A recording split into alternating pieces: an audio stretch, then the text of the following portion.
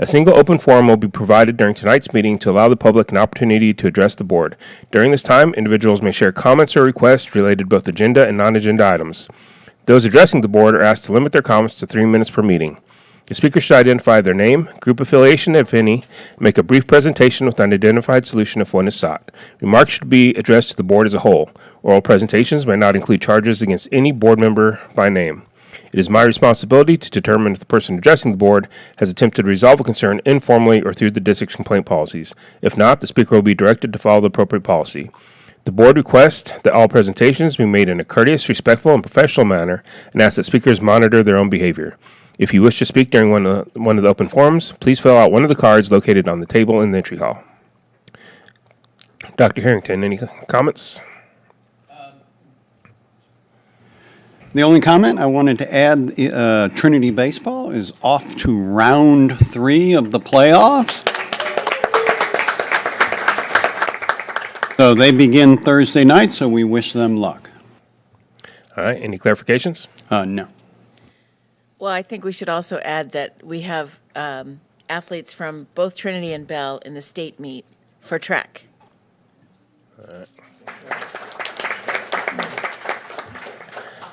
All right, this is one of our favorite things we do every year. We get to meet the top 10 from both LD Bell and Trinity. Oh.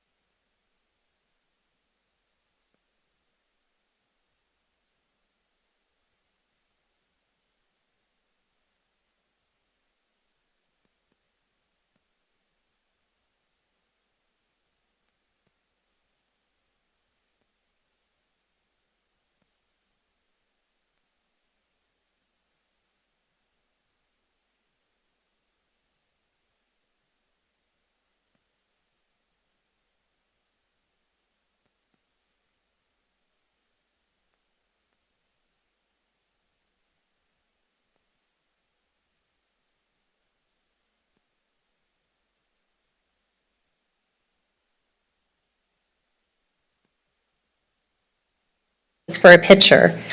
Parents, there we go, okay. Parents, you're welcome to join your student for a second photo. To do so, just please stand behind Dave Nielsen. So Dave, if you'll wave to everyone. He will be here in the middle aisle taking pictures. So if you would like a picture with your child and the superintendent and principal, just stand behind him and he will capture that memory for you. Those digital pictures will be sent to the league counselors sometime this week, and then we will send them out to y'all as well. Okay?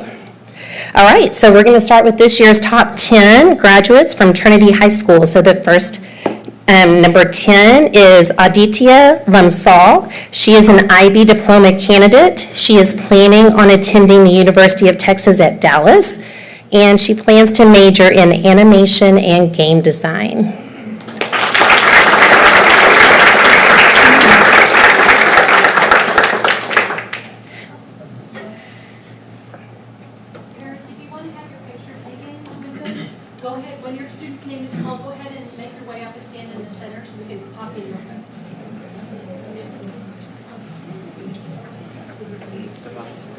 She's going into the mode.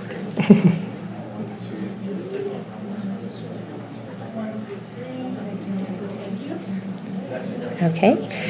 And number 10 is Alexis Vera Cruz. She is an IB diploma candidate, plans to attend the University of Texas at Dallas, and she's going to major in science.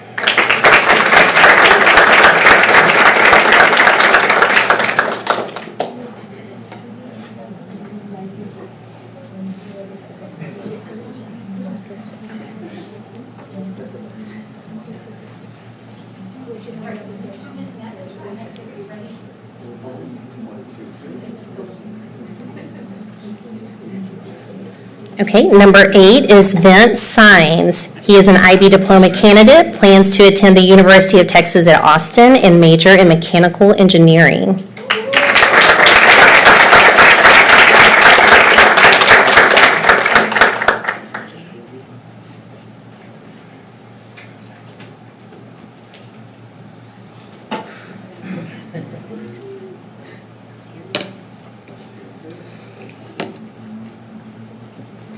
Number 7 in the graduating class is Austin Wright, who is another IB diploma candidate. He plans to attend Texas A&M University in College Station, and he's going to major in electrical engineering.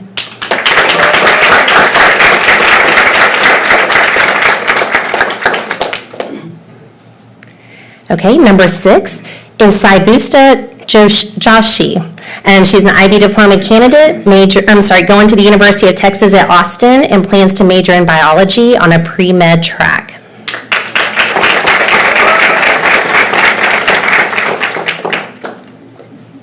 Number 5 is Daniel Shrestha. He's an IB diploma candidate, planning on going to Yale University in the fall and majoring in computer science and ethics, politics, and economics.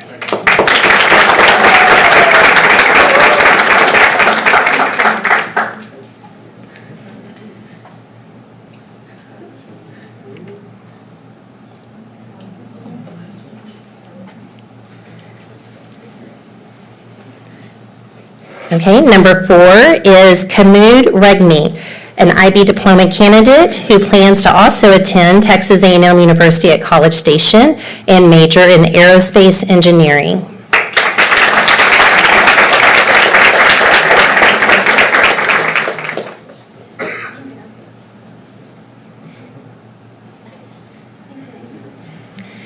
Number 3 is Ayan Kapadia, an IB diploma candidate who plans to go to New York University, Abu Dhabi, and major in electrical engineering.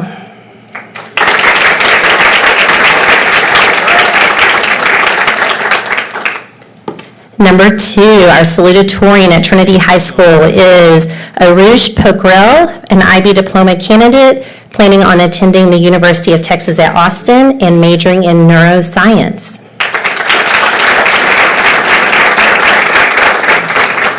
And the valedictorian of Trinity High School is Harsh Patel, an IB diploma candidate who will be attending the University of Texas at Austin and majoring in biochemistry.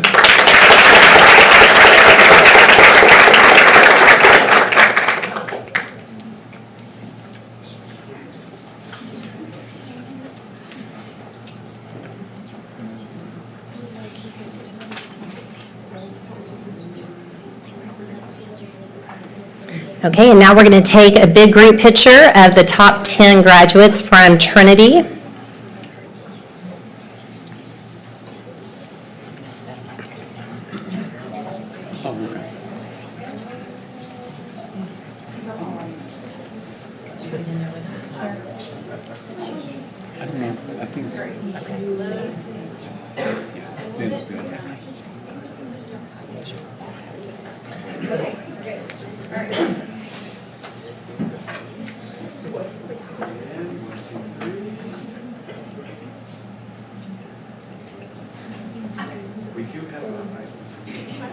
They're all IB students, don't come up here. Oh my God.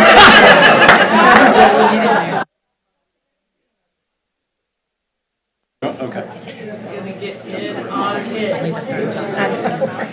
He doesn't listen to me yet.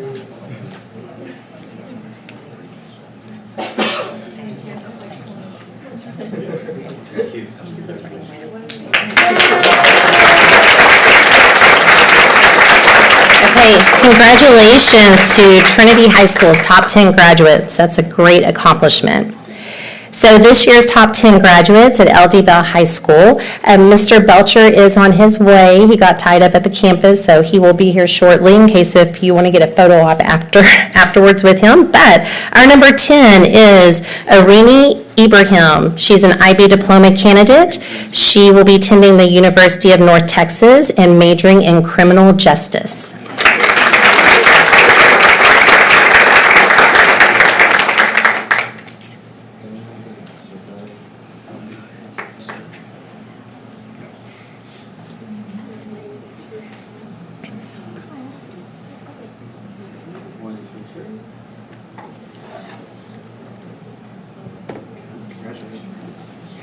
Number 9 of the graduating class is Vienna Data, an IB diploma candidate. She is planning on going to the University of Texas at Austin and majoring in biology on a pre-med track.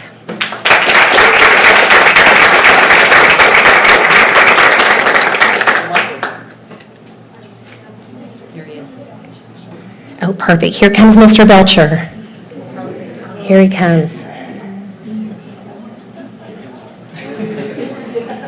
Okay. Can I take that off? Yes, let's take off the fish lanyard. Perfect. Thank you, Mr. Belcher.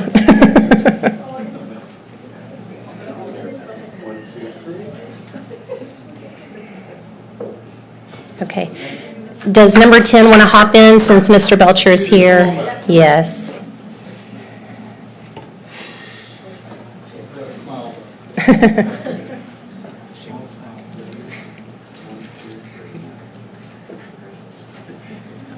Okay, moving on to number 8, the LD Bell graduating class is Walk-In South, an IB diploma candidate who will be attending the University of Texas at Austin, majoring in fine arts and design.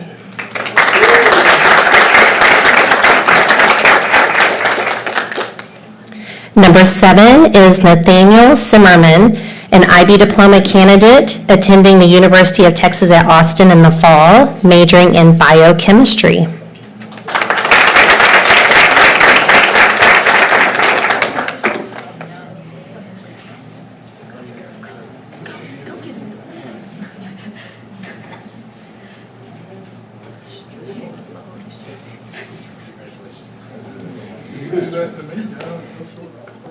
Number 6 is Razan Hussan El-Fadehi. Sorry, I've been practicing. She'll be attending the New York University and then also majoring in computer engineering.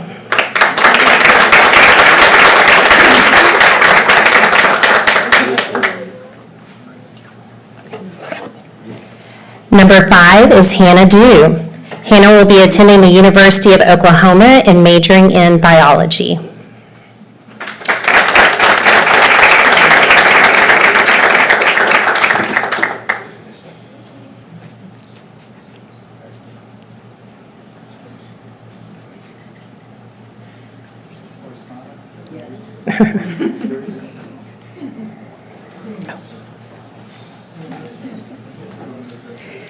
Number 4 of the graduating class is Macy Spicer. Macy will be attending Abilene Christian University and majoring in Christian ministry.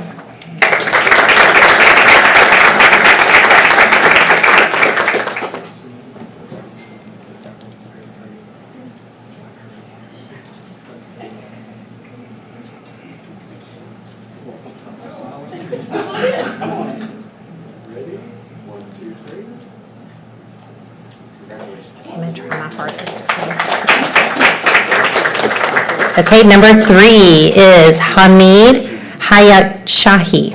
He is an IB diploma candidate planning on going to Texas A&M University at College Station and majoring in chemistry.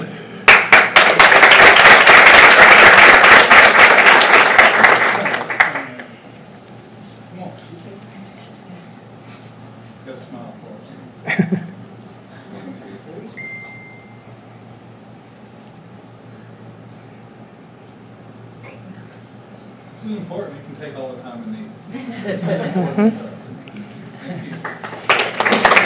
And the salutatorian for LD Bell High School is Catherine Ochoa. She is an IB diploma candidate planning on attending Rice University and majoring in business on a pre-law track.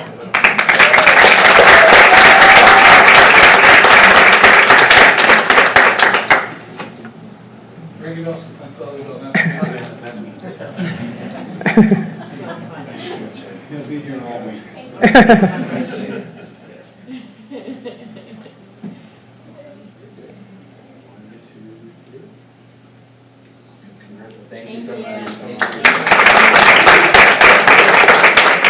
And the valedictorian of LD Bell High School, Jackson Smart. He's an IB diploma candidate planning on attending the University of North Carolina at Chapel Hill, and he will be majoring in physics and philosophy.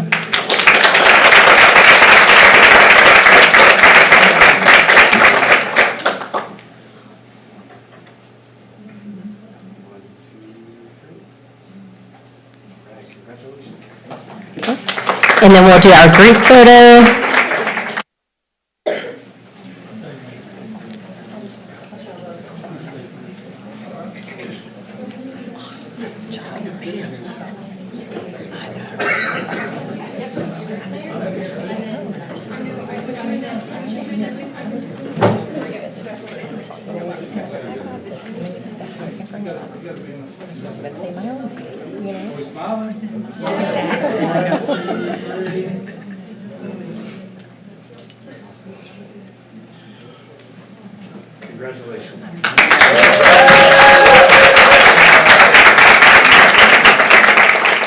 All right, congratulations, LD Bell's top 10 and to Trinity's top 10. Again, congratulations. We are so proud of y'all, and we look forward to seeing y'all at graduation.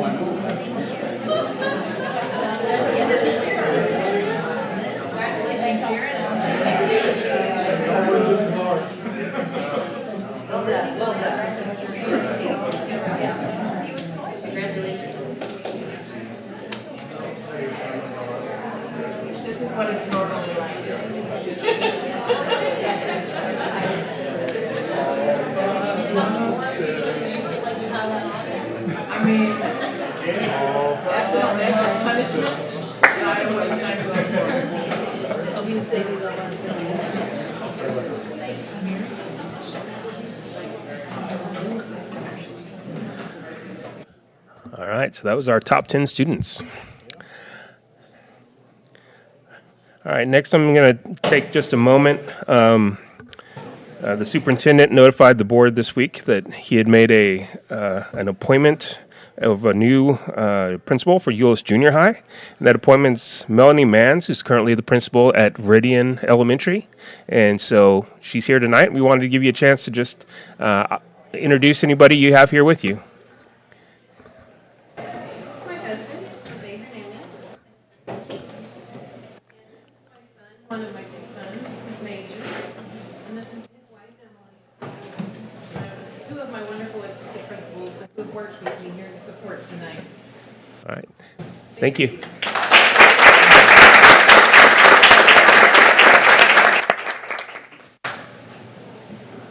All right, and we're ready for open forum. No cards?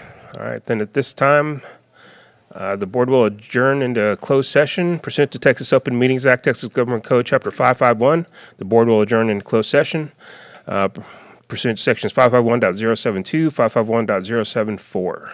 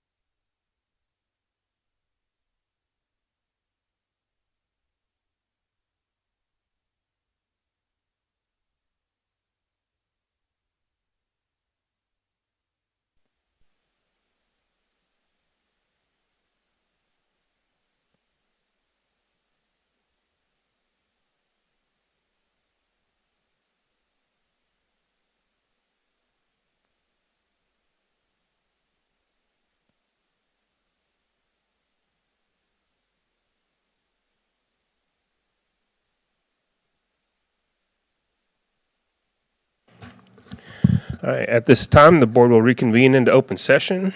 We are at item 7.01, Communities and Schools Update.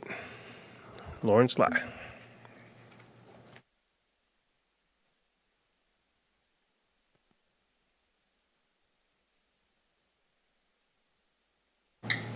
I mean, I can be loud, but, I know you've got folks online and things as well. It's always great to come and speak to y'all. I am Lauren Sly. I'm the Chief Operating Officer for Communities and Schools of Greater Tarrant County, also a proud LD Bell graduate and IB student, so always love to come back and see my HEB folks. This time, we normally just go over all of our updates, and then I'll entertain any questions that y'all may have as well. So we just want to start with our 24-25 outcomes and where we ended in the last year. So we served 8 campuses with our case management services and 4 campuses with our mental health counseling services. You can see our number of hours and students. Our big support is always our wonderful outcomes. So you can see 91% improved in attendance, 93% improved in behavior, 97% improved in academics. 95% of our students were promoted, 100% of the seniors that we worked with graduated, and 100% stayed in school. And then for our mental health students, 86 made progress towards our clinical goals. We always like to add that the national average for that making progress towards clinical goals is between 60 and 78%, so we are happy with our outcomes there as well. So far to date, and this would be when we emailed the presentation last week, where we are currently still serving our 8 schools for case management and 4 schools for mental health counseling. Our hours are on track for the same as last year's. This year we have seen an increase in referrals for our mental health counseling that we offer at our clinic. And so that is also aimed at siblings that maybe are not in that school or parents that may need access to services, families in general. These are some of our services that we have done this year throughout our campuses, and of course some fun pictures. Particularly the food bag picture, I had a lot of hands-on experience with that one. This was in November when a lot of our families were facing the reality of losing some SNAP benefits, and we were able to provide extra food bags. Your education organization came through and brought in your lovely SUVs and picked up the food bags and brought them back for our staff to be able to deliver to families. And that was at our new building. They got a nice tour. Any of y'all want to come see the building? We'd love to have you. This year at our luncheon, we did highlight one of our students from Hurst-Euless Junior High, and this is his story. So Kelvin was a student who was, in his words, mute, struggling to speak for many years, and this year came in and did not know how he would ask for help, used a whiteboard and said, "I would like to talk more." And as we were talking earlier, he spoke a lot at our luncheon. It was actually a point of pride for him that he wanted to be able to get up in front of a room and speak and tell his story. And we are all very proud of him for doing that, and had wonderful support from the principal at Hurst-Euless Junior High as well as his parents. So we just brought this story to y'all because it is incredibly powerful and moving, and just a wonderful example of our partnership and the work that's being done on those campuses together. And I know that not everyone from this board got to attend that luncheon, Yes. but he made himself and the district and communities and schools Very proud. telling his story. Yeah. Yeah, it was a wonderful thing to see. So, and that's what we have for our updates for this year. Are there any questions that I can answer? Any questions from the board? Thank you so much. We really appreciate your Great. partnership. Look forward to seeing y'all next year. I do have one question I just thought of. You mentioned that family members that are not Yes. can go to your clinic. They Is that can. at your location? It is. It's at our new office. So we have a on-site mental health clinic, as well as a clothing closet and food pantry and school supplies closet, and those are available to any of the school district, or any of the schools within the districts that we're contracted with. So we've seen students that we are not serving at the campuses, but the primary goal behind it and what started it was families requesting family sessions. But while having the counselor in the school helps with the students' barrier, it created a barrier for families to come while they were working. So we said we need a clinic so we can do family sessions. Well, I certainly don't want to add any cost to what you're offering for our kids, but with our new building where we have a clothes closet and Yeah. we'll have food and we will have more Absolutely. room and opportunities, perhaps there can be Some more things done collaboration. on our site. Absolutely, absolutely. That's what it's about. Again, the mental health clinic itself is in its second year, but it was brought out of feedback from our school districts of need. The clothing closet, those type of things were brought out of feedback from our site coordinators because we use multiple resources, but it is a Friday at 4 o'clock, who's got it? And so we wanted to make sure we always had a store as well. Thank you, Ms. Sly. All right, 7.02, Modernizing for Safety, a strategic plan to SB 546. Mr. Schlimmons.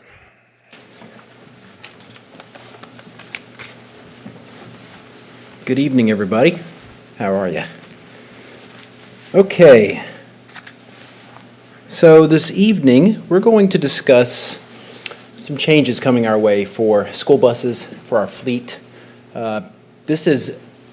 I was wondering when this was going to happen, and this is here. And the good news about this evening is it says a strategic path.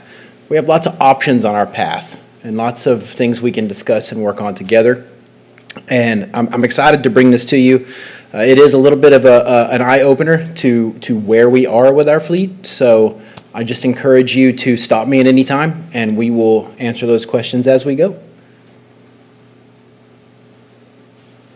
Oh, do I have control? I'm good, sorry. Okay, strategic plan alignment. So this is a district priority for safety and well-being. Our quality indicator being, of course, well-being for students and for staff. And our district priority is effectiveness and efficiency. Our quality indicator being efficient use of district resources. So we're going to jump right into this to give you a little background of what SB 546 actually entails. It amends that transportation code requiring a 3-point lap and shoulder seatbelt. This, of course, applies to every passenger on school buses. Whether or not we own them or we contract the service, everybody is basically going to be required to have seatbelts on all year models of school buses. What changed? This removes that previous exemption for older buses. Prior to September of 2018, you did not have to have seatbelts when you built these buses. However, vendors are now required to build them with seatbelts unless the board votes otherwise, but it's basically standard now that they have to have a seatbelt. Now, thanks to SB 546, that is a mandate. So all year models must have 3 points. We could do phased implementation. We'll get into that. Districts may not purchase non-compliant buses. So if we go look for a used bus option, we just have to make sure that they're within compliance. Some key dates and deadlines. This was introduced back in September. It was a little bit of a curveball for many transportation departments. I know there was a lot of chatter about it, so everybody was kind of wondering what to expect. So from my research, I'll get into that a little further this evening, but we do have a deadline of May 29th, and I know that's close, but the good news is we don't have to have a resolution. We just need to tell them basically, I wrote it down, show us basically the financial reality of what this situation will look like with our specific fleet, okay? And then, of course, by September 1st of 29, regardless what option we choose to go with, we must meet compliance. Okay, so SB 546 has a financial hardship provision. This does allow for a temporary delay if sufficient funds are not available, and this requires reporting of that fleet data and cost estimates, which we have. We have every single bit of data to give TEA. However, I would caution you, after several of these meetings that Dobie and I have sat in on, either way you still have to be compliant by September 29. This provides time, though, to be able to phase this implementation rather than one big resolution at one time. So back in 2024, I started in 23, and I presented to you guys just a recommended fleet replacement cycle of 12 to 15 years or 150,000 miles. The eye openers here, we have an aged fleet, but we have a maintained fleet. So we did well with taking care of a classic car. I mean, we have done really well about putting money into these buses and taking care of our assets. At some point, though, you do need to weigh your depreciation versus buying something new for safety factors and parts availability, things like that. So 50% of our buses, 67, are beyond that replacement age or mileage anyway. Furthermore, 66% or 89 buses are completely out of compliance for SB 546. The interesting fact here too is even if the buses have a 2-point harness, you still have to upgrade them to a 3-point. So we do have some buses with that, which just as a visual, we have buses older than 12 years here in red. And then as you can see, we are making progress, moving in the right direction. It's just our fleet is definitely older. But like I said, a shout out to our fleet and maintenance team for taking good care of our assets. So just to put some numbers here for you. Buses just in general that we have without seat belts, 56. Numbers with 2-point belts, 33. Number with 3-point compliant belts, 46. For a total of 135 in the fleet. Cut off part of my slide here. There's supposed to be another slide. It's $20,000 to $55,000 per bus to retrofit each bus. Now that varies a lot, and I know that it sounds like a huge number, but the older the bus, typically they have to remove the floor of the bus, replace it so that it will hold up to the new seat belts. So it's my understanding, after visiting with vendors, the seat belts themselves are actually attached to the seat back, so they're replacing the entire seat and not just like a seat belt mechanism. So that's where your cost is kind of expensive. Questions on that? Remind me what a new bus costs. Well, we paid $136 for a 77 passenger and $155 for a smaller sped bus, but they have a wheelchair ramp, so that makes them a little more expensive. So we do have some options to just discuss, and I want to just bring this to your attention. Some retrofitting costs here. This is broken down over the next 4 years to bring us to compliance. If we decided tomorrow that we were going to retrofit all 89 of our buses, and keep in mind these numbers are estimated using an average of $37,000 per bus, which is worst case scenario, I think.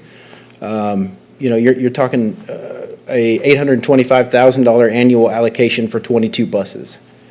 The downside being, if you remember earlier, a lot of our buses are already approaching that critical phase anyway of being replaced. So that's kind of the teetering point, if you will, that we need to discuss and have a plan for.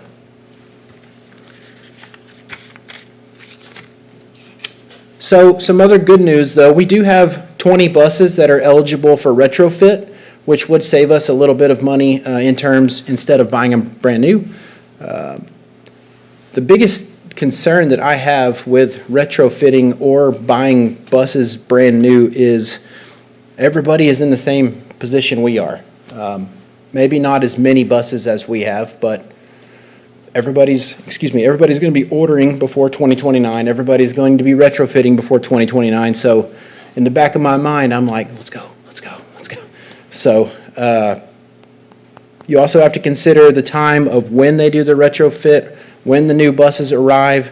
It's my understanding, even if your bus is out of compliance in 2029, you can't drive it at all until even if you have it scheduled for retrofit, you can't. It's just, who enforces that? We're not sure. That's so far what I've gathered. But as you can see here, we have 20 buses, 16 of those being gen ed, 4 being sped. And like I said earlier, the retrofit costs do vary by the size of the bus, the age of the bus, so on. Another option, we have a compliance option for purchasing new. This is at an average cost of $155 per bus, $22 per year, with a 23rd purchase on the last of the 4 years, totaling $13,795,000. That would be spot buys of 22 buses per year, starting this year. I do want you guys to know the buses we have purchased. Since I recommended the 2023 recommended replacement schedule, we purchased 4 buses in 23-24, 8 buses in 24-25, and 2 buses this year. So, total of 14. So we're on the right track. We should have had the replacement cycle going a little earlier to try and stay ahead of it, but that's neither here nor there. Any questions on this slide? So we have another compliance option that I'm sure you guys were curious when Mr. Kerbo was talking about buses for auction. This was another thing we could look at as far as buying buses that would be within our range to get a good extendable amount of use before they reach the replacement schedule. There were some buses from Louisville that were for auction. There are other auctions we can look at as long as we can do a cost analysis versus the age of the bus and mileage would make the most sense. And we would have to be sure that they are sold with 3-point seat belts, and the only problem is they're sold as is. So that would kind of be a little gamble. We don't have any fleet information on them, things like that. Preventative maintenance schedules we might can get, but. Okay. So my main last little summary here is my suggestion is a variety of compliance, retrofit plus new, plus maybe we look at auctions that buses we can bid on and get at a reasonable price to try and bring us to compliance. But I don't think that TEA really is looking for a resolution. They want to know what this is going to cost you. They want to know where your fleet's at, where your evidence of board action, retrofit estimates, replacement costs, because I interpret it as eventually some grant money will be available for us to apply for and try and get buses purchased. The thing is, we just don't know. Yeah, that was going to be my question. So this is Senate Bill 546, and there's no funding associated with this mandate. And while it's nice to hope that there could be money coming, it's important that our community recognizes we're being told we have to do this by 2029, and it's obvious it's a very expensive undertaking, and it's the right thing to do for kids, but the wrong thing to do for our finances. And with no money from the state, and although they want a report, it feels like they should have asked for this report prior to enacting the law. So can you tell us some about usage of these? Is wearing them mandatory in 2029? Is what now? Is the students wearing these 3-point harnesses mandatory starting in 2029? It's mandatory now if a bus has seat belts installed. So the bus driver is making sure that every kid is buckled up before they go. Okay, and how does that? I mean, we have all size kids, right? And we use the same buses for elementary through high school. Yes. So are they easily adjustable to fit whoever's sitting in the seat? So there's 3 belts per seat. Typically on our older student buses, we don't load them more than 50 students, which is 2 per seat. Younger kiddos can squeeze 3 to a seat, therefore they get all 3 seat belts per bench. Okay. So, but they're, no matter, full size 17-year-olds still fit in them, and a tiny kindergartner still fits in them, and they're perfectly safe. Yes, sir. They are adjustable. Yes, sir. When you go to look at these buses at the auction, so how are you able to actually take somebody to look at them maintenance-wise? Do you get to test drive the buses, or how does that work when you're buying buses by auction? It's my understanding you can go and view them, Gary. That's what this specific auction was. Yeah, there's an opportunity to inspect buses. They had 2 days for that, April 29th and May 4th. The bidding was on May the 8th. So you cannot test drive them. You can board the buses. You can look under the hood. You can ask questions of those who are there. But It's very limited information as to what you can get, and guarantee yourself that you've got a good value for what it is. Participate? That's what I'm sorry? Did we participate on May 8th? We did not. They set a minimum price for each bus at $60,000 each, which we felt was unreasonable. Now, I will say, they've sold every one of those buses. So somebody needed them. I don't know who bought them. That hasn't been disclosed yet, but they will make another lot available. It should be fairly soon.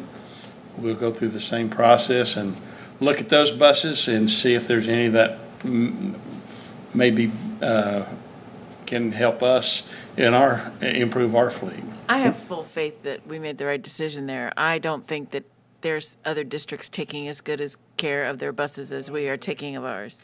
Well, one of the things we are concerned about, though, is we're going to see a rapid increase in the price of buses in general, and the vendors are already relaying that they're not going to be able to keep up with the demand, and as the demand goes up, the price will go up.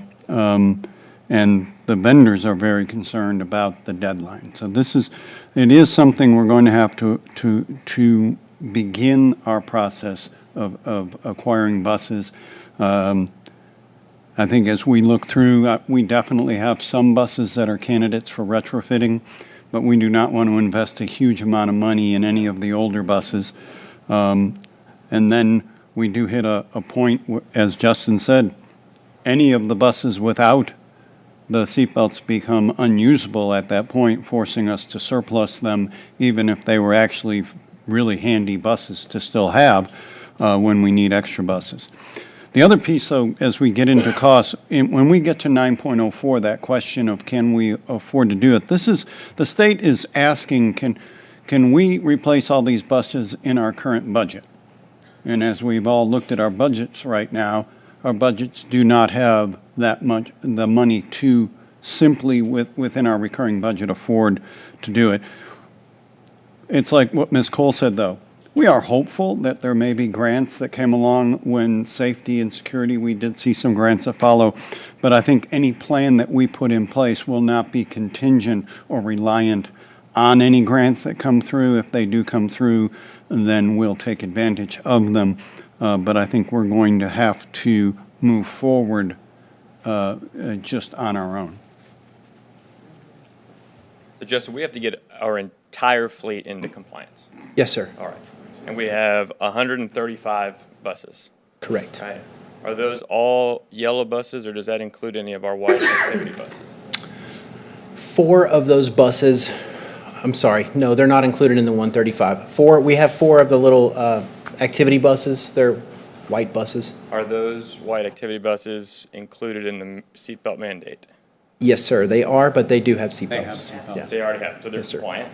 Yes, sir. Okay. Are any of our compliant buses at risk of falling into the mileage or age category where we don't anticipate having them in our fleet over a period of time? Between now and 2029?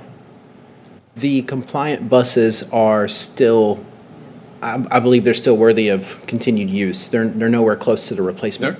Our compliant buses are what, 2018s and up? Yes, sir. Okay. Sorry, I had to think about the question. Sorry. So we have 135 buses in our fleet. How many of those are in use? Field trip season, football season, pretty much all of them. Depending on the busy schedules we keep with athletics, at any given time, I've walked out and seen a few scattered buses left on the yard. Are there any of those 135 that are not in rotation? They're not being used? Active rotation, like a good example would be, we do have some buses when we get down to close in district trips, we will send those buses when we're in a pinch. If we've sent all the good buses with everything ready to go, sometimes we'll send those when things get tight, but. I guess I'm trying to figure out, because we don't want to be over-bussed. Exactly. We're paying for every single yes. one. So when we put this plan in place in 2023, we had 112 buses. Correct. Okay, now we have 135 buses. So I'm trying to figure out what is our optimal bus number so we don't have more than we need, but we have as much as we need. I can get that number for you, sir. I don't have it off the top of my head for route-wise. We do change every year on the need for how many route buses we have as far as regular and sped go. Our sped numbers increased dramatically. That's why we purchased so many sped buses in the last 3 years. So honestly, what we're looking at from a special needs standpoint, those buses were priority for the ones that were being replaced, and every single one of those buses was used all the time. As far as our coaches, when they come and take those buses, when it's busy, it is every single bus we can get our hands on to meet the demand for what they need, to be honest with you, sir. Yeah, I would just like to know if, when we actually get into a plan here, are we angling for 135, or is that not enough? Is our Yes, sir. true number that we need, 140, because that will help us identify Yes, how sir. many buses we need to get to. Exactly. I understand. Do any of the buses, there's some buses that still don't have AC, right? Yes, sir. All right. How many buses do we have that still don't have AC? I can get that number for you too, sir. I don't have it off the top of my head. Okay. It's a lot. None of the compliant. None of the Because compliant ones. Because when we bought buses, they came to us as replacement buses, as in we were going to take a new bus and put it in a rotation and pull one off. That's But correct. it sounds like we've added and we've kept buses. To an extent, we have.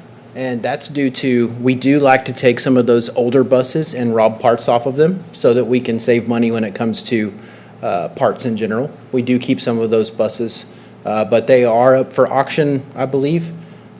I don't think we've had much luck with. Ninth grade athletics also caused you to need a few more, correct? We do. We have new shuttles this year for Collegiate Academy. Was 2 new buses, thank you. So our routes do grow and fluctuate. I know there's some boundary changes coming too that we'll look at. But I think that's, to answer Chris's question, we've got to figure out what do we need to be compliant?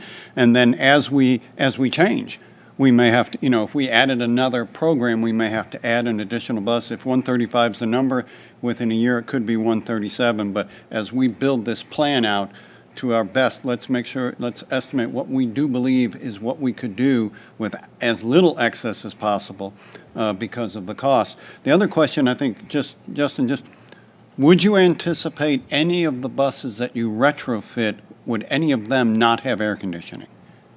No, sir, they would all have AC. Do any of the buses that are eligible for retrofitting, are any of them under any sort of warranty that would be voided by retrofitting the buses? So the ones that are that we would retrofit, there would be no warranty intact with those, no. Because they're older than 2018, right? So, no. Okay. And then, having been here now a couple of years and seeing our fleet, is there an opportunity then potentially to rethink the 12 to 15 years and the 150,000 miles? Because we had talked about 200,000 miles, going 200,000 miles on these buses. Have you given that any thought? The interesting part about the school bus is the engine will go that far.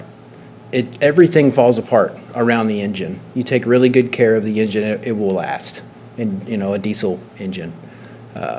Most of our fleet is diesel. We could reconsider that. I would just caution you against that because parts do get more expensive the older they get, which is interesting. It's kind of opposite of your car. Procurement of those supplies gets tough. We have to make some custom parts every now and then for stuff, but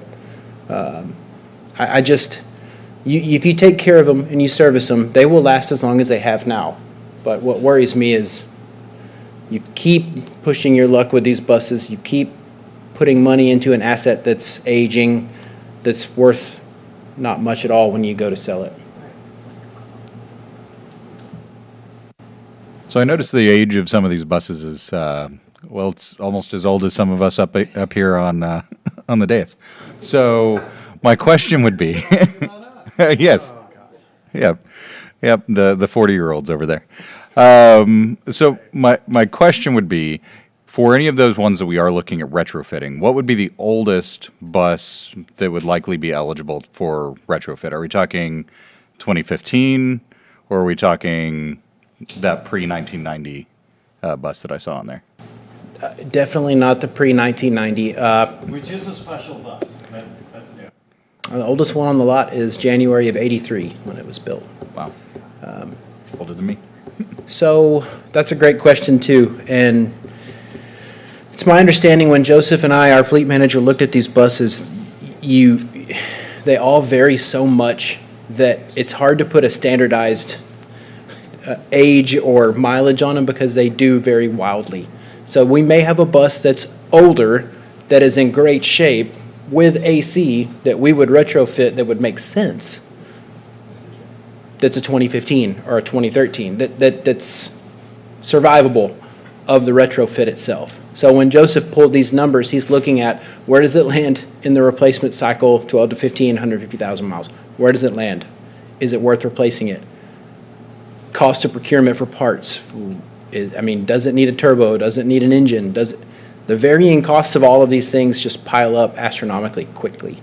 So to answer your question, it would be a significantly older bus that was in great shape that I would say at least a 2015, 2016 year model. So Justin, I'm going to go the other direction. Okay. I go to SLI and I take all these classes, don't teach language 20 years from now, don't buy school buses 5 years from now. I have coffee with someone who works for Honda who's telling me that all new cars are going to be driverless, and he asked me, he goes, have you seen a decrease in school buses? I said, no. And I said, why would we? He goes, well, by 2027, you can put a kid in a car and he'll drive to school without a parent. Are we taking any of that into consideration as far as long-term supposed decrease in bus traveling? Are we considering any of that as options? I'm just thinking about what that parent phone call would sound like. No joke. Who would they call? What, you going to talk to AI about how my ride was to school? Right. So, I haven't heard any of that as far as competing with our market for drivers, but we don't know what the future, I really don't know. I think we hear some of these dates, but I think they're much further off than, yeah. But beyond that too, I think we're much further away from people trusting anything other than the school bus. The school bus has been the safest way to travel for so many years, and that's where people feel comfortable putting their children onto school buses. And I think the lifespan of the school bus is going to far exceed this mandate and our response to it. I do think, though, like we talk about everything, we keep our head on a swivel and see what is happening. I think we're going to be fully compliant before we see any of those future changes. But Mr. Brown, I understand your question, and I'll get you that answer. Thank you. Yes, sir. Any additional questions? Great, thank you. Thank you, Justin.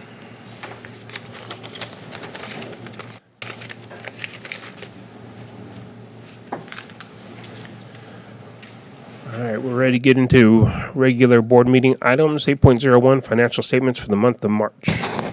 Okay, we'll get to something less taxing on the brain.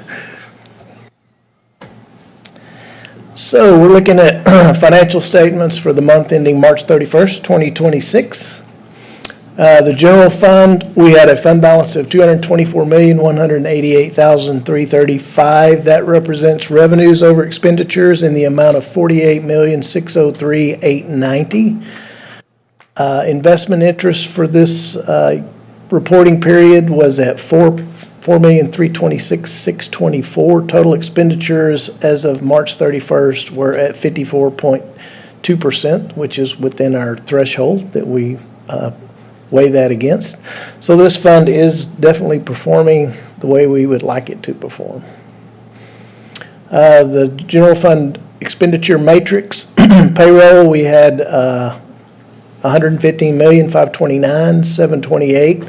That represents 84.5% of our budget. Utilities were at $3,152,807, or 2.3% of the budget. Instructional supplies were at $1,756,381, or 1.3% of the budget. And the other expenditures were at $2,734,498, we're at 2% of the budget, which, as I say every month, most of that is property insurance cost. Child nutrition budget had a fund balance of $8,852,492. That represents revenues over expenditures in the amount of $1,533,380. Investment interest for this fund was at $103,595. Total expenditures as of March 31st were at 45.86% of the budget, well within our measuring parameter. This fund continues to operate very well, thanks to Ms. Cates. Still want to call her Ms. Nauer. The debt service fund, we have a fund balance of $76,454,248. That's revenues over expenditures in the amount of $51,400,030. Investment interest for the debt service fund as of this reporting period was at $1,022,005. And as I've said before, this is the time of year we've collected most of our debt service, so those revenues are going to start slowing down the further into the year we get. But we will continue to get tax collections as we go through the year.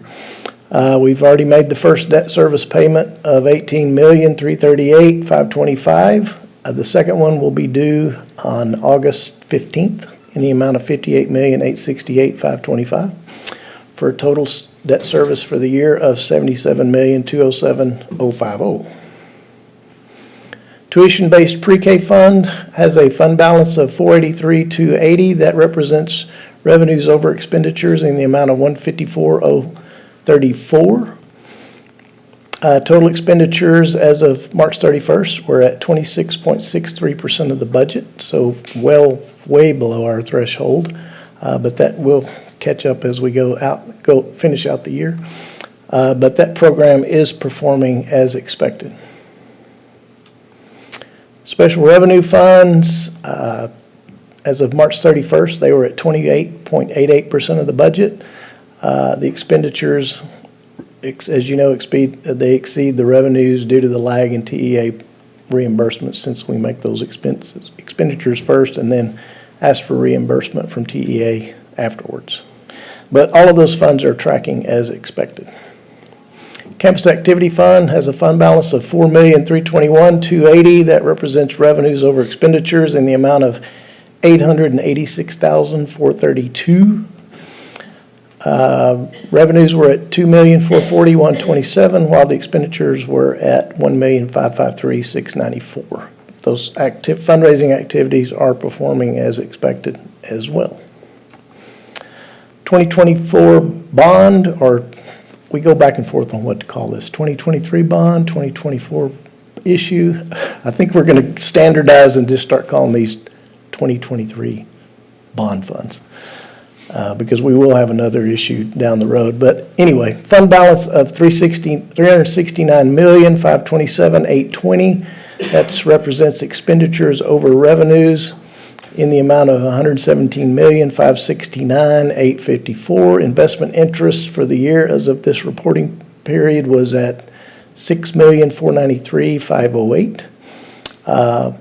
As you know, that first issue was made back in February of 2024, and we're looking at this next issue, the remaining balance of $397.3 million, into this year, maybe into the spring of next year. We do have some updated numbers on draw schedules from Juris, and we're looking at those now to see when it's going to be the optimal time to issue that next set of bonds, which would be the 2026 bonds or 2027. Hence why I say we would just keep them all as one.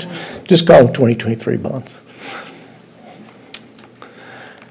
The locally defined capital projects fund, we have a fund balance of $29,657,707. That's expenditures over revenues in the amount of $871,872.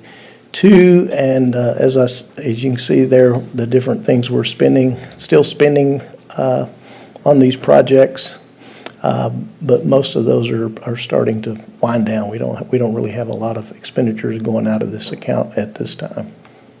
Any questions? Any questions on financial statements?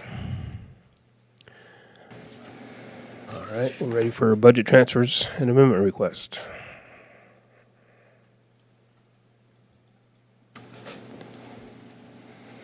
Okay, this month we have just minimal expenditures, transfers, just routine, nothing really significant here to point out. Happy to answer any questions you may have. Any questions on the budget transfers?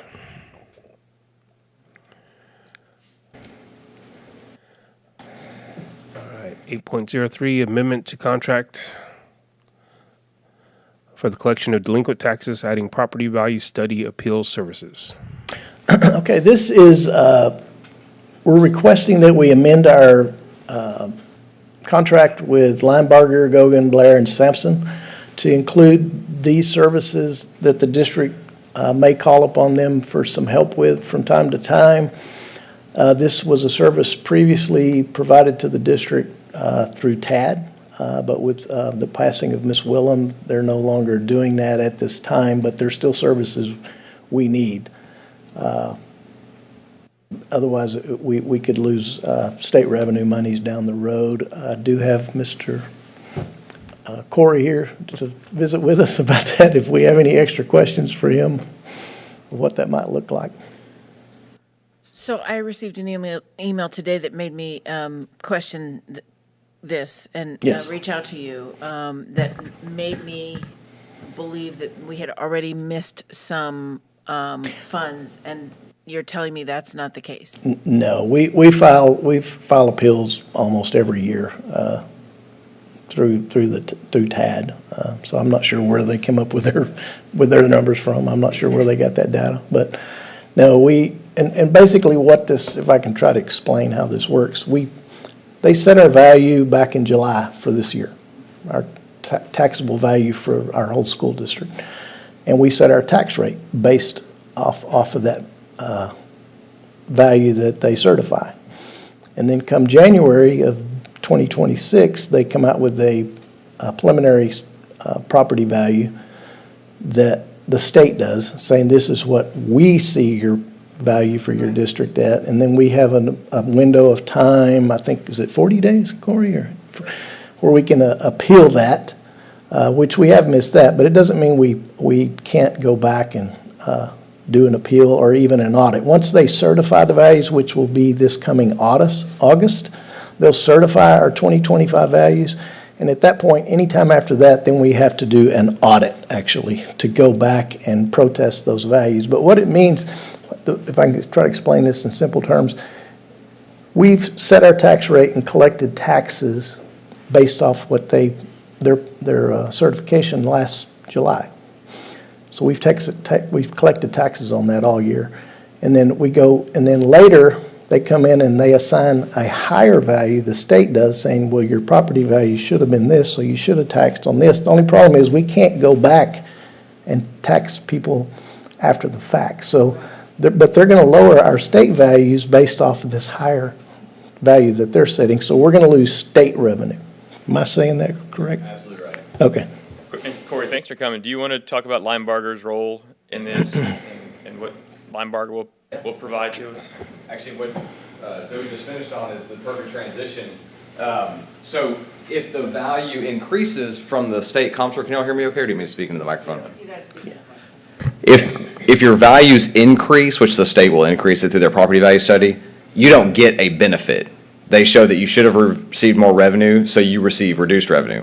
The property value services that we provide are the counter to that, which is to go in and find where they miscalculated and overcalculated values. To be clear, this has nothing to do with property owners' individual accounts. This is purely a comparison between the TAD values and the state values. But for example, and I think that Mr. Campos knows this very well, and everyone has seen this, there's been a significant rise in challenges to values from commercial properties that go through a district court process and a proceeding that results in a reduced value. All of those can be missed. Those are caught up in a property value appeal or an audit to say, hey, by the way, state, here's some additional late exemptions, here's some value reductions, here's some other things that have actually lowered the take-home for the district, and now you need to increase the funding to the district. And the property value services consist of the audit and the appeal, but there's also additional types of appeals and audits that are available throughout the year and throughout prior years. So just because we're sitting here right now and we just passed the 40-day window for the property value, the PVS invalid or valid deal, which Tad had several districts that were invalid this year, there are still prior years that can be audited and challenged so that additional revenue can come up. So if there were years, I don't believe that the indication you saw was correct, but if there were years that are in just the past few years that were, for some reason, needed audit, that's still eligible. And the contract we provided, the amendment, accounts for any year that could be eligible to be pursued. So you won't be losing out on anything. Right. Is that enough of our services? Okay. All right. Absolutely. Thank you. And the only expense to the district would be in the event they find us savings that should come back or additional revenues, then their fee is based off of that additional revenue coming back to the district, so. Any other questions on this amended contract? All right. Thank you, Corey. Thank you, Dobie. 8.04, renewal of E-Star 2026-2027 agreement. Mr. Kerbo. Good evening, Board. This item is a routine item we take each year for E-Star, which is a student information system and special ed management tool. It's under $100,000, but as a reminder, it's a federally funded purchase. It's I think $78,000, so it requires board approval. All right. Any questions? 8.05, extension of RFP 22-06, hand roll towels and soap. This item is the last of 4 extension options for us to be able to buy roll towels and soap in support of our custodial operation. All right. Any questions? 8.06, extension of RFP 22-07, paper towels and toilet paper tissues. This too is in its final year, and I promise next year this will be called custodial paper products. You can use your imagination.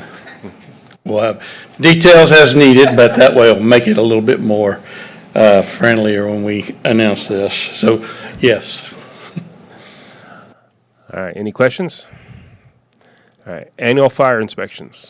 This purchase is for annual inspection of our fire alarm systems, kitchen hoods, and fire risers on all of our campuses and facilities.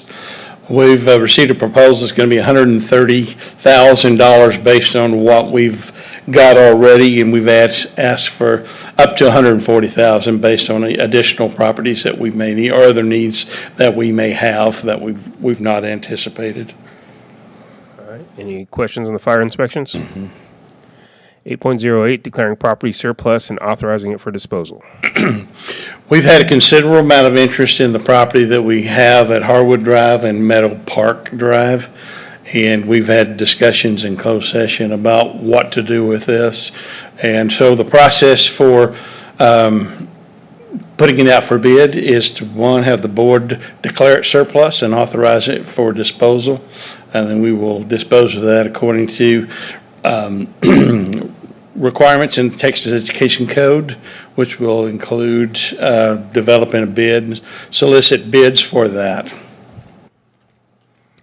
All right. Any questions?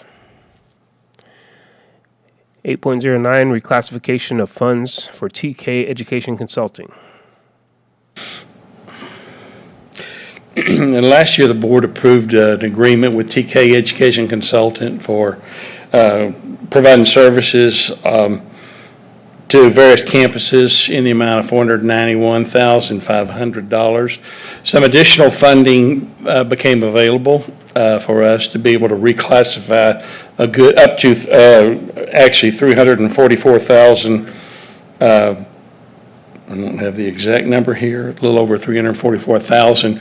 So that will put that money back into the general fund, and then we'll be able to use the federal funds, Title I and Title II money for this. No additional cost, it's just supplanting the cost that we've already expended. Okay. Any questions on this item? All right, thank you, Mr. Kerbo. Hey, I'm done.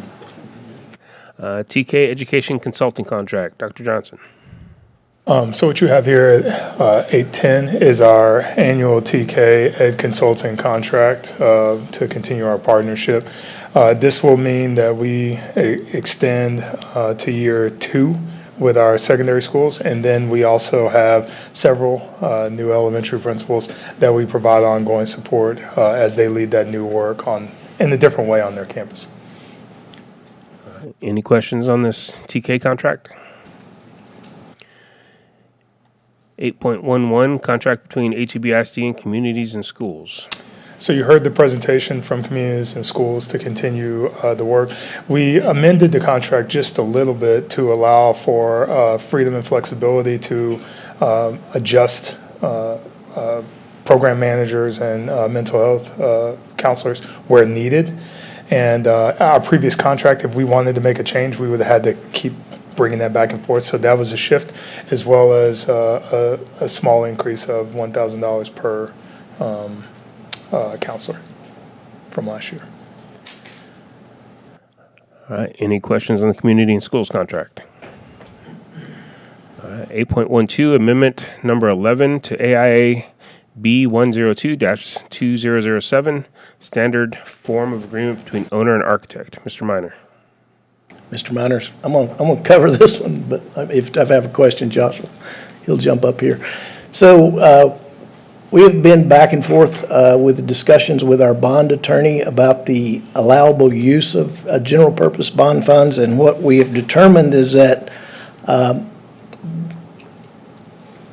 let me back up. First of all, this is for constructing the fire lane at Trinity, which we've had discussions about it already. That fire lane has to go right where the stadium concession restrooms currently sit. And I've visited with Corrigan, our architects. There is no alternate route or way to do that. And it's a required fire lane for construction.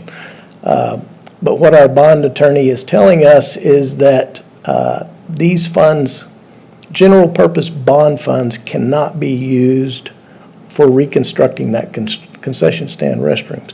We can use it for tearing it down, because it's got to come down to complete that fire lane for the rest of the general purpose projects at the Trinity High School. Cannot use it for reconstructing that concession stand. So, but what this agenda item is for is changing Huckabee's contract to allow them to work on the construction of those concession stands should we decide to move forward with that. But keeping in mind, we cannot use it at Trinity and definitely not at Bell to reconstruct those concession stands. Because if you back up and think about when we were going out for a bond, because these concession stands, they service a stadium that it seats in excess of 1,000 people. It seats more than 1,000 people. If it was less than 1,000, we could use general purpose bond funds to do that. But since it's over 1,000, I think one's 1,500 and the other one's how much? I don't know. They're both about 1,500 seat stadiums. So that's kind of where we're at with this right now. So can you back up a little bit, Debbie? And I mean, I think this has been on our radar. It has. But the cost of this substantial. So can you go back and tell us how we discovered this issue and what necessitates this change for the fire lane? The fire lane, Josh may have to answer that question. I think it's been in the works for quite a while. I don't, During the review process, the city decided that the fire line, there's lane on top, line in the ground. So the fire line has to connect through to the other side to create a complete loop. There's also domestic water line in there as well, and they want that to continue so that you don't have what's called a deadhead, so water just hits and doesn't continue on through. So those are the utilities that they want to connect through. And eventually, yes, they wanted to, long-term, was to have a fire lane that would cut through the campus. And then during construction, for us, this is one of the ways that we'll be able to keep the traffic continuing through the campus while we are doing the work in the middle of that part. We'll be taking out the S-lot for construction, and that's usually where all the buses are that are going to be drop off and pick up for both end of day, beginning of day, and also for the CTE drop-offs. Okay, so were the plans, at some point in time, were the plans redrawn to appease the city of Euless? Yes, so I'm sorry, I thought there was going to be more to that. When the review came out, then we said we looked at that, and we said we'd look at, at making the change in the future. We just said it was undefined.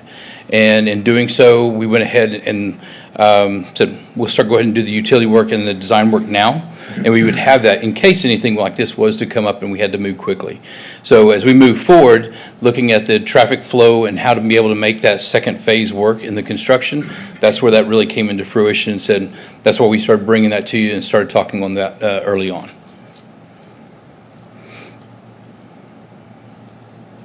We're not having to remove that concession stand at Bell because of that. No, and that's why, like what Dobie's saying, the reason it would not apply at all, and it was never in question, was that the concession stand, storage, and restrooms at Bell was not going to be touched at all.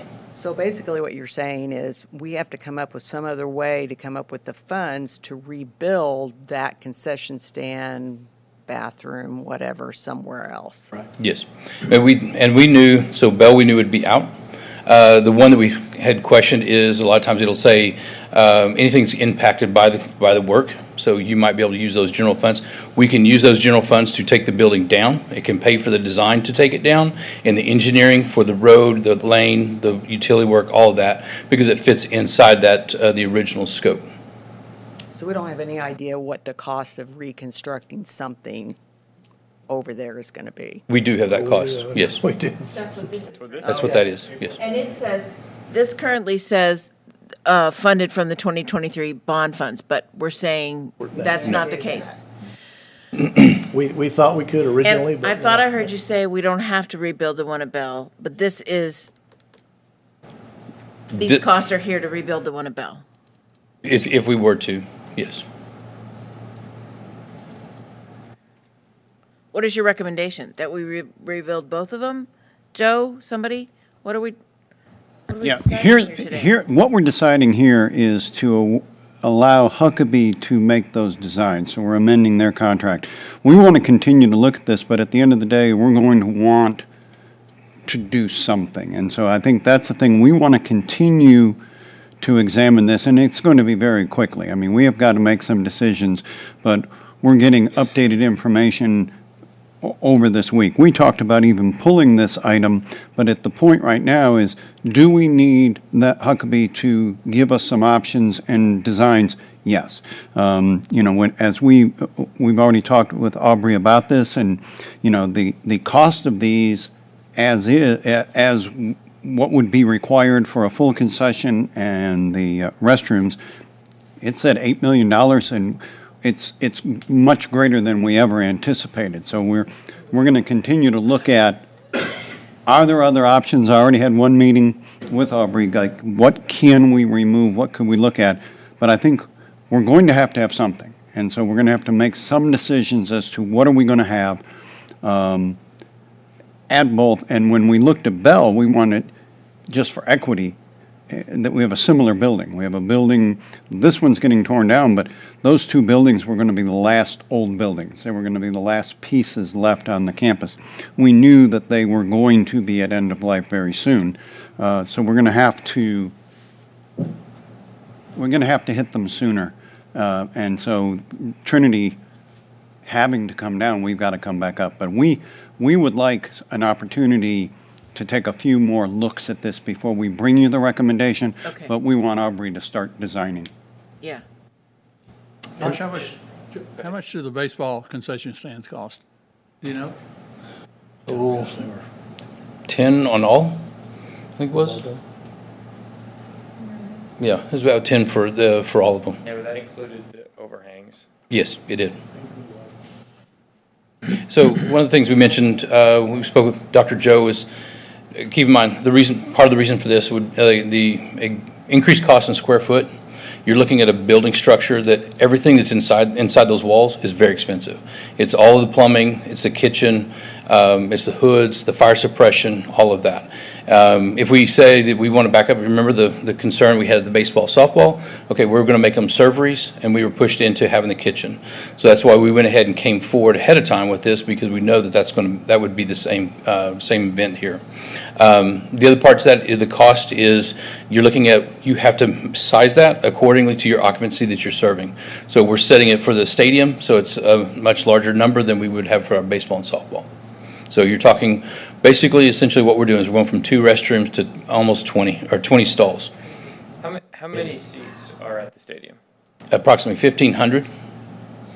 And the threshold is 1,000? 1,000. And we Anything over 1,000 requires this number of restrooms? But you would size it accordingly to the number. So if it was 900, it'd be sized at 900. If it was 2,000, it'd be sized at 2,000. Do we need a stadium seating of 1,500 at those 2 stadiums? It's one of the things we want to review.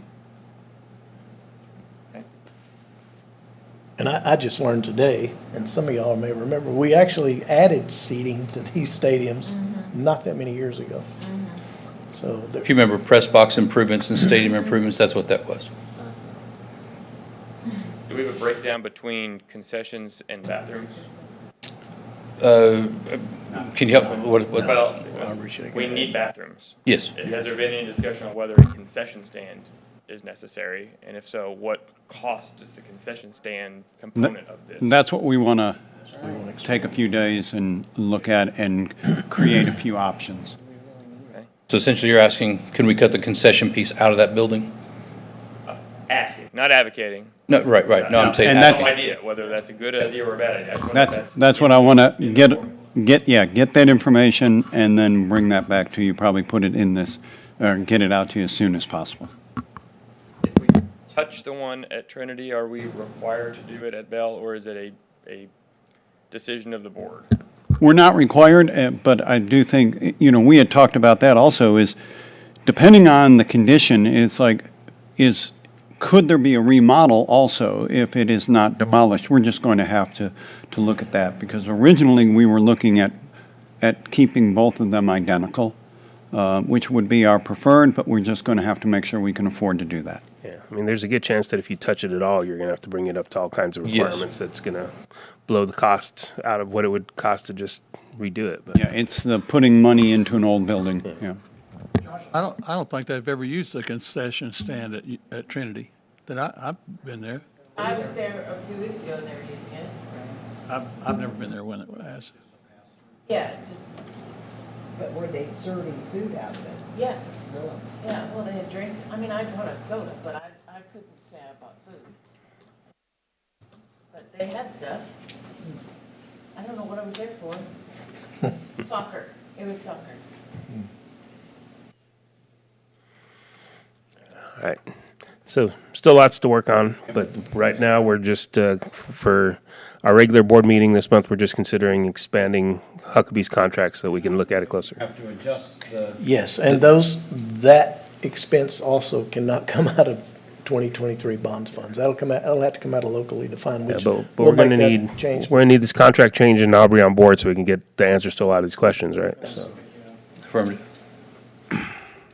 And there's a component of this that I still don't understand, that I'd like a write-up on at some point in the Friday update, because what we're being asked right now is to increase the bond by $20 million with funds we have to use non-bond funds for.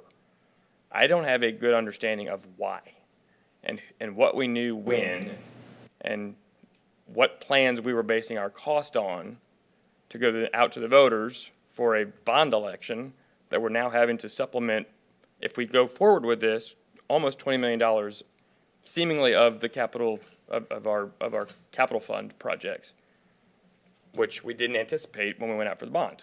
Right. Somebody knows that or can piece together the information, and I'd like a write-up on it, just so we have a better understanding than we do tonight of why we're in this position. Okay, we can do that. All right, any additional questions? All right. Thank you, Dobie. Thank you, Josh. We're down to our action items. Consider approval of donations for the May regular board meeting. I'll accept a motion. I move that the board approve the May 2026 donations as presented. Second. I have a motion and a second that the board approve the May 2026 donations as presented. Please vote.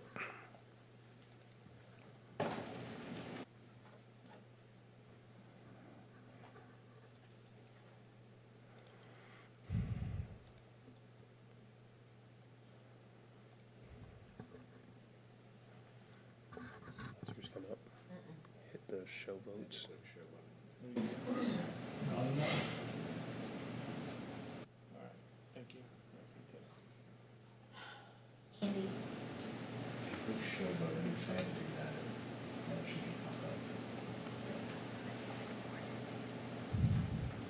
And that motion passes. It came up on our screens. I'm not there.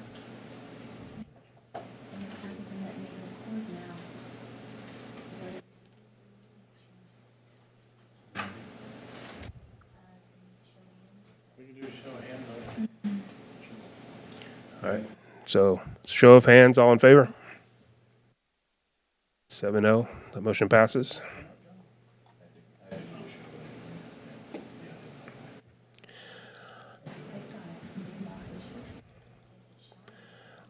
All right.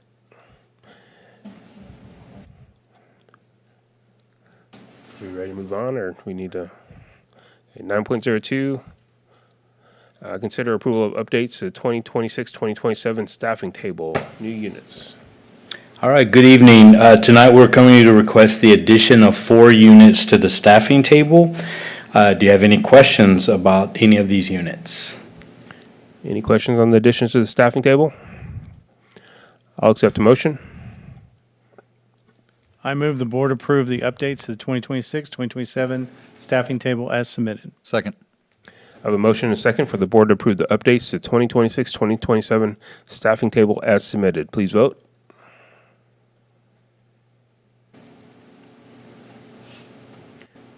Should we just go straight to hand votes? It's coming through, we'll see if it.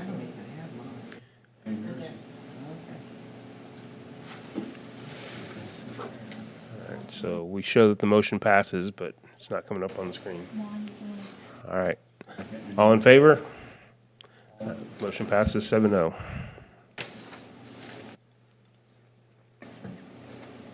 All right, 9.03, consider approval of submitted contracts, MOUs, agreements related to HB 3372. All right, do you have any questions about the agreement that was submitted? Yeah, we all got this agreement ahead of time. Any questions on it? I'll accept a motion. I move the board approve the contract MOU agreement as submitted. Second. I have a motion and a second for the board to approve the contract MOU agreement as submitted. Can vote electronically, and then we'll vote by hand. Keep trying. That motion passes 7-0, but let's do a hand vote. All in favor? That motion passes. Thank you, Hector.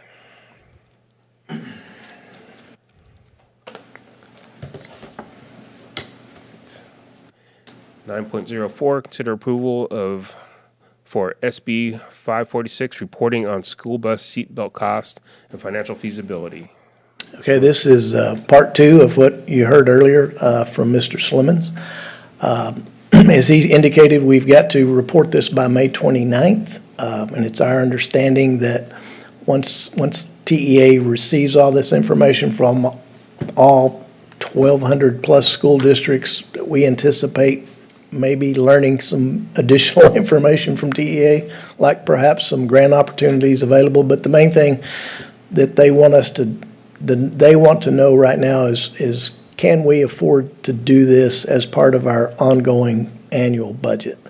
And the answer to that, in my opinion, is no, we cannot. So that is our recommendation is that the board determine that compliance with Senate Bill 546 is not financially feasible at this time. All right, any questions on this? I'll accept the motion. I move the board approve a determination that compliance with Senate Bill 546 is not financially feasible at this time and authorize submission of the required cost analysis and documentation to TEA as presented. Second. I have a motion and a second that the board approve a determination that compliance with Senate Bill 546 is not financially feasible at this time and authorize submission of the required cost analysis and documentation to TEA as presented. Please vote.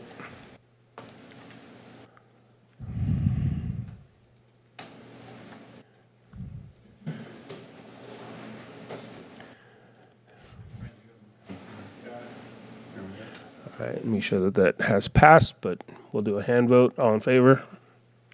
That motion passes 7-0. Okay, we're down to other business. 10.01, opportunity for board members to request items be placed on future board agendas. Does anybody have anything this evening? Yes. Recently, the board approved the expansion of or the adoption of the teacher incentive allotment. So I would like to request an agenda item to explore the cost and feasibility of creating teacher cohorts and any type of support structure within HEB-ISD to assist educators in completing certification through the National Board of Professional Teaching Standards, with particular emphasis on teachers and subject areas that are not currently covered by TEA's TIA.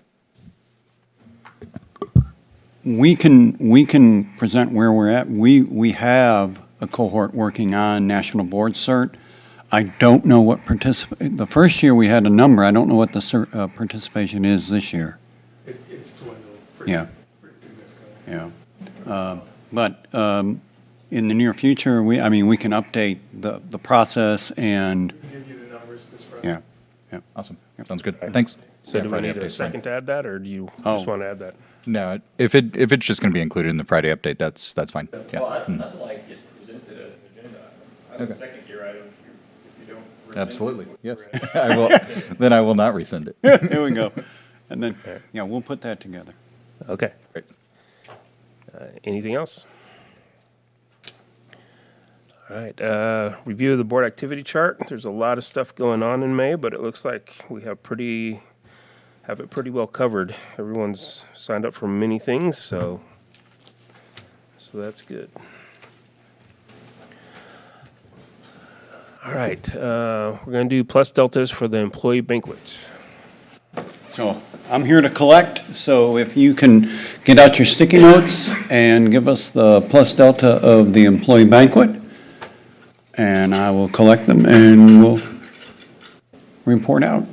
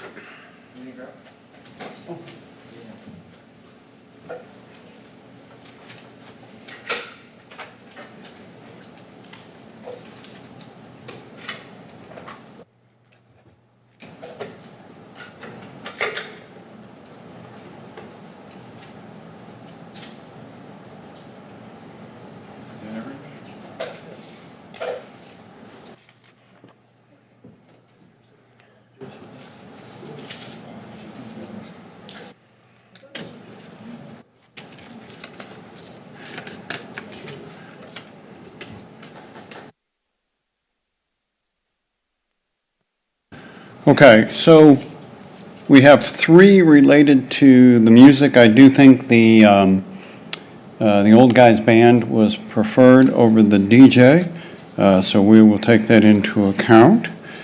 Flow was good, liked pictures. Taking off to the side. Oh, okay, where we were how we took pictures. That doesn't hold us up. Awards were well organized, location, and Dr. Burnett as a positive. Yeah, that's always, I mean, we fill up that hall. And so it is always a fun venue to see everybody in there. But we will take care of the pluses and the deltas. Anything else? Anything else on plus deltas? All right, then we do not need another closed session, correct? Then I will accept the motion to adjourn. So moved. We're adjourned.